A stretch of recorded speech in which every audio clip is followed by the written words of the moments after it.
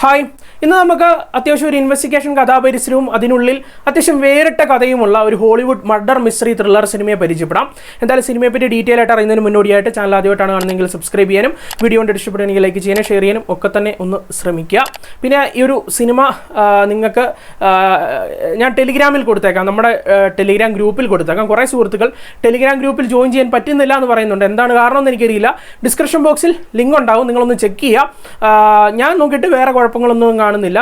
അല്ലാന്നുണ്ടെങ്കിൽ നിങ്ങൾ ആ ലിങ്ക് കോപ്പി ചെയ്തിട്ട് ടെലിഗ്രാമിൽ നേരിട്ട് പോയി ഒന്ന് സെർച്ച് ചെയ്തൊക്കെ നോക്കുക, നിങ്ങൾക്ക് നടക്കും. ഓക്കെ, എന്തായാലും ഈ ഒരു സിനിമയുടെ പേരെന്നുള്ള ഫോളൻ എന്നുള്ളതാണ്. 1998 പുറത്തിറങ്ങിയിട്ടുള്ള ഒരു ചിത്രമാണ്.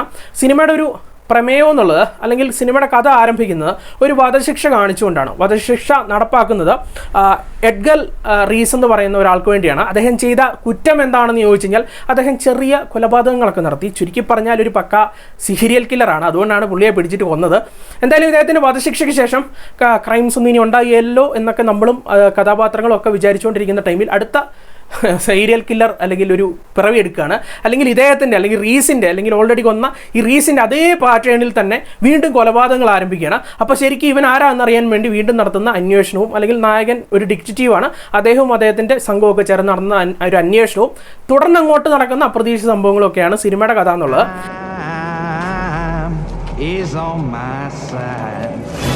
ഇനി ഒരു സിനിമയെ പറ്റി പറയുമ്പോഴത്തേക്കും എടുത്തു പറയേണ്ട ഒരു കാര്യം, അത്യാവശ്യം ഈ ഒരു സിനിമ കാണുന്ന പ്രേക്ഷകർക്ക് ഒരു യുണീക്ക് എക്സ്പീരിയൻസ് സ്റ്റോറി വൈസിൽ നൽകുന്നു എന്നുള്ളത് തന്നെയാണ് ചിത്രത്തിൻ്റെ ആദ്യത്തെ ഒരു ഹൈലൈറ്റ് പോയിന്റ് എന്നുള്ളത്. കാരണം നമ്മൾ സ്ഥിരം കാണുന്ന ആ ഒരു ഇൻവെസ്റ്റിഗേഷൻ ടൈപ്പോ അല്ലെങ്കിൽ ഒരു സീരിയൽ കില്ലർ ഫിലിമിൽ നിന്ന് കിട്ടുന്ന എക്സ്പീരിയൻസ് ഒന്നും ആയിരിക്കില്ല ഈ ഒരു ചിത്രത്തിലൂടെ നിങ്ങൾക്ക് കിട്ടുക. കാരണം എന്നുള്ളത് ഈ ഒരു സിനിമയുടെ കഥയ്ക്കുള്ളിൽ ഒരു ബേസ് ആയിട്ട് എത്തുന്നത് ഒരു സ്പെഷ്യൽ എലമെൻ്റ് ആണ്. അത് നമ്മളുടെ സൂപ്പർ നാച്ചുറൽ എലമെൻ്റ് ഉണ്ടല്ലോ, ആ ഒരു സംഭവം ഈ ഒരു സിനിമയ്ക്കുള്ളിൽ ബ്ലെൻഡ് ചെയ്തിട്ടുണ്ട്. അതുകൊണ്ട് തന്നെ അല്ലെങ്കിൽ കഥയ്ക്കുള്ളിലുണ്ട്. സോ നമുക്ക് വേറെ ഒരു സിനിമ അല്ലെങ്കിൽ വേറെ ഒരു എക്സ്പീരിയൻസിലുള്ള ഒരു സിനിമ കാണുന്നു എന്നുള്ള ഒരു തോന്നൽ തീർച്ചയായിട്ടും ഈ ഒരു സിനിമ സ്റ്റാർട്ട് ടു എൻഡ് സൃഷ്ടിക്കുന്നുണ്ട്. അതിലും ഒരു ഘട്ടത്തിലെത്തി കഴിയുമ്പോഴത്തേക്കും ഒരു ഇൻട്രസ്റ്റിംഗ് ആയിട്ടുള്ള ഒരു പരിപാടി ഉണ്ടായിരുന്നു. അത് പരിപാടി എന്നല്ല, ഈ സിനിമ ഒരു ഘട്ടത്തിലെത്തി കഴിയുമ്പോഴത്തേക്കും ഒരു ക്യാറ്റ് ആൻഡ് മൗസ് ഗെയിം എന്നൊക്കെ പറയുന്ന പോലെ ആ ഒരു ടൈപ്പിലേക്ക് ഈ ഒരു സിനിമയുടെ കഥാഗതി മാറുകയാണ്. ആ ഒരു ടൈമിൽ നായകനും ആ ഒരു കൊലയാളിയും ഇവർ മുഖാമുഖമാവും അല്ലെങ്കിൽ നേർക്കുനേരാവും. അപ്പോൾ നായകൻ എങ്ങനെയെങ്കിലും പിടിക്കാൻ വേണ്ടി ശ്രമിക്കും, കൊലയാളിയോട്ട് പിടുത്തവും കൊടുക്കുന്നില്ല. അത്തരത്തിലുള്ള ഒരു സിറ്റുവേഷനാണ്. സിറ്റുവേഷനെ പറ്റി കൂടുതലായിട്ട് പറയാൻ പറ്റില്ല. എന്നാൽ നായകൻ എങ്ങനെയെങ്കിലും പിടിച്ചാൽ മതിയാവും. അതും ഒരു ഘട്ടത്തിൽ അദ്ദേഹത്തിൻ്റെ സ്വന്തം ആവശ്യമൊക്കെ ആയി മാറുന്ന ഒരു കാര്യമൊക്കെ ഉണ്ട്. അതൊക്കെ എന്താണെന്നൊക്കെ സിനിമ ആണ്. അങ്ങനെയുള്ള കുറേ ഇൻട്രസ്റ്റിംഗ് ആയിട്ടുള്ള മൊമെൻറ്റ്സ് അല്ലെങ്കിൽ പ്രേക്ഷകർ അത്യാവശ്യം കയ്യിലെടുക്കുന്ന രീതിയിലുള്ള കുറേ എഴുത്തുകളൊക്കെ നടത്തിയിട്ടുള്ള ഒരു സിനിമ എന്ന് പറയാൻ സാധിക്കും. കൂടാതെ എടുത്തു പറയേണ്ട മറ്റൊരു ഘടകമാണ് ഈ ഒരു സിനിമയ്ക്കുള്ളിൽ നായക കഥാപാത്രത്തെ അവതരിപ്പിച്ചിട്ടുണ്ടായിരുന്ന ഡെൻസൽ വാഷിംഗ്ടണിൻ്റെ പ്രകടനം. ശരിക്കും പറഞ്ഞാൽ അദ്ദേഹത്തിൻ്റെ കരിയറിലേക്ക് തന്നെ ഒരു അണ്ടർറേറ്റഡ് കഥാപാത്രം എന്ന് തന്നെ പറയാൻ സാധിക്കും. ഈ ജോൺ ഹോബ്സ് എന്ന് പറയുന്ന ഒരു ഡിറ്റക്റ്റീവ് ക്യാരക്ടറിനെയാണ് അദ്ദേഹം അവതരിപ്പിച്ചിട്ടുണ്ടായിരുന്നത്. തീർച്ചയായിട്ടും ഒരു അണ്ടർറേറ്റഡ് ക്യാരക്ടർ എന്ന് പറയാൻ സാധിക്കും. എന്തുകൊണ്ടെന്ന് വെച്ച് കഴിഞ്ഞാൽ ഈ ഒരു സിനിമയോ ഈ ഒരു കഥാപാത്രം ഒന്നും തന്നെ ആ ഒരു കാലഘട്ടത്തിൽ ഒട്ടും ശ്രദ്ധിക്കപ്പെട്ടിട്ടില്ലായിരുന്നു. ഒരു അണ്ടർറേറ്റഡ് ഫിലിം കൂടിയായിട്ടത്. അപ്പോൾ അത്തരത്തിലുള്ള ഒരു ക്യാരക്ടറാണ് ഈ ഒരു ജോൺ ഹോബ്സ് എന്നുള്ളത്. തീർച്ചയായിട്ടും നിങ്ങൾക്ക് കണ്ടു കഴിഞ്ഞാൽ അറിയാം, വളരെ ഇൻട്രസ്റ്റിംഗ് ആക്കി തന്നെയാണ് അദ്ദേഹം ഈ ഒരു സിനിമയിൽ അത് അവതരിപ്പിച്ചിട്ടുണ്ടായിരുന്നത്. അതിലും ആ ഒരു സെക്കൻഡ് ഹാഫിലൊക്കെ തന്നെ ഒരു പ്രത്യേക ഒരു നിർണായക ഘട്ടമൊക്കെ എത്തുന്നുണ്ട്. അല്ലെങ്കിൽ നായകന് ഞാൻ ഈ പറഞ്ഞ പോലെ തന്നെ ഈ ഒരു കില്ലറെ പിടിച്ചേ പറ്റുള്ളൂ എന്നൊക്കെയുള്ള ഒരു രീതിയിലേക്കൊക്കെ എത്തും. അത് എന്താണെന്ന് കൂടുതലായിട്ട് പറയുന്നില്ല, സ്പോയിലറായി മാറിയേക്കാം. എന്തായാലും മികച്ച രീതിയിലുള്ള ഒരു പ്രകടനം അദ്ദേഹം ഈ ഒരു സിനിമയ്ക്ക് വേണ്ടി കൊടുത്തിട്ടുണ്ട്. അത് അദ്ദേഹം മാത്രമല്ല, സിനിമകളിൽ കുറച്ച് താരങ്ങളൊക്കെ ഉണ്ട്. എല്ലാവരും ഇൻട്രസ്റ്റിംഗ് ആയിട്ടുള്ള പ്രകടനമായിരുന്നു. പിന്നെ ടെക്നിക്കലി എടുത്തു പറയേണ്ടത് ചിത്രത്തിൻ്റെ പശ്ചാത്തല സംഗീതവും കാര്യങ്ങളൊക്കെ തന്നെ അത്യാവശ്യം സിനിമയ്ക്കൊത്ത് പ്രേക്ഷകർക്ക് ട്രാവൽ ചെയ്യാൻ വേണ്ടിയുള്ള ഒരു കാരണമായി മാറിയിട്ടുണ്ട്.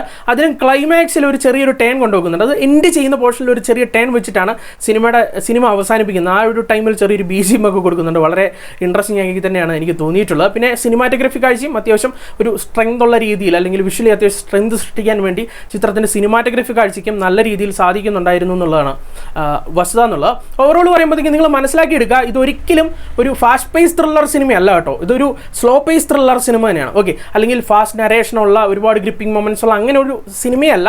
മറിച്ച് ഇതൊക്കെ ലയിച്ചിരുന്ന് കാണേണ്ട ഒരു സിനിമയാണ്. നമ്മളിങ്ങനെ സൂക്ഷ്മമായിട്ട് ഇങ്ങനെ ഇരിക്കുക. ഒരു ഘട്ടത്തിലെത്തി കഴിയുമ്പോഴത്തേക്കും നിങ്ങൾക്ക് ഈ ഒരു സിനിമയായിട്ട് അങ്ങ് കണക്റ്റ് ആകും. ഓക്കെ, അത് കഴിയുമ്പോൾ വളരെ ഇൻട്രസ്റ്റിംഗ് ആകും. തുടക്കമൊക്കെ ഇങ്ങനെ പയ്യെ ഇരുന്ന് കാണും. അതിനുശേഷം കണക്റ്റ് ആകുന്നവരെ ഒന്ന് വെയിറ്റ് ചെയ്യുക. അത് കഴിയുമ്പോഴത്തേക്കും വളരെ ഇൻട്രസ്റ്റിംഗ് ആകും. അല്ലെങ്കിൽ ഞാൻ ഈ പറഞ്ഞ പോലെ തന്നെ സിനിമയുടെ ഒരു മൊത്ത പരിസരം എന്താണെന്നൊക്കെ നമ്മളിലേക്ക് എത്തിച്ച് കഴിയുമ്പോഴത്തേക്ക് കൊള്ളാലോ സംഭവം, ഇനി എന്താകും എന്നൊക്കെ ഉള്ള ഒരാകാംക്ഷയൊക്കെ അങ്ങനെ സൃഷ്ടിക്കുന്ന രീതിയിലുള്ള ഒരു സിനിമയാണ്. തീർച്ചയായിട്ടും എല്ലാവരും തന്നെ ഒന്ന് കണ്ടു നോക്കുക. പിന്നെ ഫാമിലി ആയിട്ടിരുന്ന് കാണാമെന്ന് ചോദിച്ചു കഴിഞ്ഞാൽ ഇതൊരു പക്കാ സർട്ടിഫൈഡ് പടമാണെന്ന് പറയുന്നില്ല, UA സർട്ടിഫൈഡ് പടമാണ്. കാരണം സംഭാഷണങ്ങളിലൊക്കെ കുറച്ച് വിഷയങ്ങളൊക്കെ ഉണ്ടെങ്കിലും മെച്ചുറായിട്ടുള്ളവർക്ക് ഇരുന്ന് കാണാമെന്നുള്ളത് തന്നെയാണ് വസ്തുത എന്നുള്ളത്. എന്തായാലും ഒന്ന് ട്രൈ ചെയ്ത് നോക്കുക. ഈ ഒരു സിനിമ അത്യാവശ്യം ഇൻവെസ്റ്റിഗേഷൻ ത്രില്ലറോ മർഡർ മിസ്റ്ററി ത്രില്ലർ സിനിമകളൊക്കെ ഇഷ്ടപ്പെടുന്നവർക്ക് തീർച്ചയായിട്ടും കാണാം. അതും ഈ ഇത്തരത്തിലുള്ള ജോണറൊക്കെ ഇഷ്ടമാണ്, അതിലും ഇച്ചിരി പുതുമയാർന്ന സംഭവങ്ങളൊക്കെ കൊണ്ടുവെക്കുന്ന സിനിമയാണെങ്കിൽ ബഹു കേമോ വിചാരിക്കുന്നവർക്ക് ധൈര്യമായിട്ട് പോകാം. പേഴ്സണലി എനിക്ക് ഒരുപാട് ഇഷ്ടപ്പെട്ടു. സോ ഒരു മാക്സിമം ഒരു 7.5 ഔട്ട് ഓഫ് 10 ആണ് നൽകുന്നത്. 10-7.5. തീർച്ചയായിട്ടും കണ്ടിട്ട് അഭിപ്രായങ്ങൾ പറയാം. അപ്പോൾ നമുക്ക് മറ്റൊരു സിനിമയുടെ വിശേഷമായിട്ട് വീണ്ടും കാണാം.